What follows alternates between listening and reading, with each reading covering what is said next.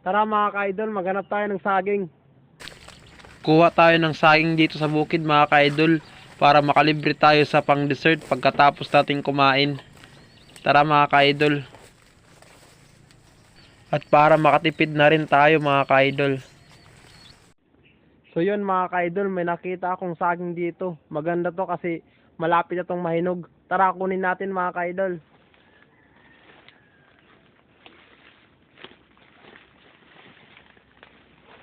Ayun siya mga ka-idol oh. Tara kunin natin mga ka-idol.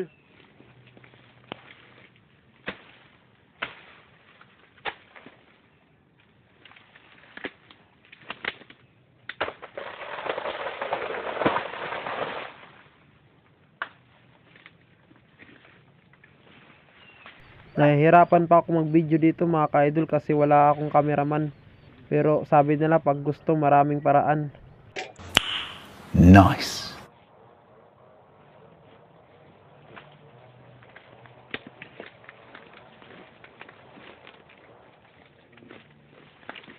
So ito na mga ka-idol. Sayang kasi kinain na ng ibon yung mga hinog mga ka-idol. Ito na yan siya mga ka-idol. Pero okay lang kasi may natira pa naman. So yun mga ka-idol. May nakita pa akong saging dyan sa taas mga ka-idol. Tara akyatin natin. Ang dulas dito mga ka-idol kaya doble ako sa pag-iingat mga ka-idol. Nadulas pa nga ako dyan mga ka-idol oh.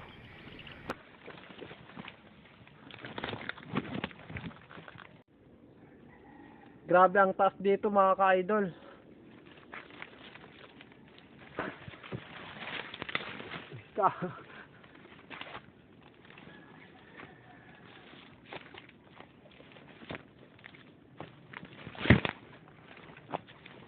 So yun mga ka-idol, may nakita na naman tayong saging mga ka-idol. Ang dami nito mga ka-idol. Shout out sa iyo mga ka-idol. Nandito na.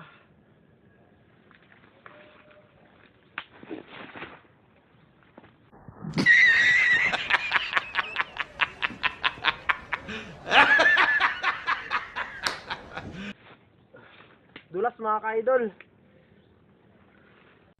Ito nga palang nakuha natin mga ka-idol. Sobrang dami na kaya tama na mga ka-idol. Uwi na tayo.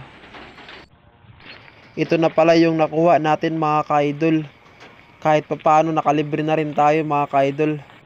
Kaya sipag lang tayo sa buhay mga ka-idol. Salamat nga pala sa mga nanonood ng video ko mga ka-idol. Shout out at mabuhay kayong lahat. Hanggang dito na lang mga ka-idol. Maraming salamat. Big shout out nga pala kay Kuya Marbs Paler. Papalo sa kanya guys. Maraming salamat.